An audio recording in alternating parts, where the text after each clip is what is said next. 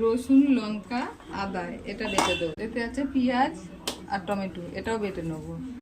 কাটা হয়ে গেছে, এবার লবণ হলুদ মাখিয়ে মাছটাকে ভেজে নেব।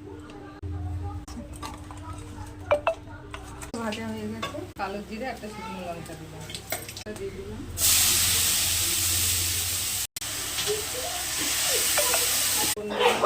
হলুদ দিলাম, চিনি দিলাম, ভালো করে কষাবো। এবার অল্প একটু জল দিলাম।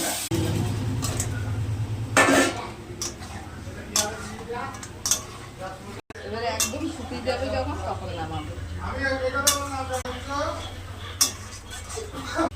হয়ে গেছে, মশলা মাছ নামিয়ে দেবো।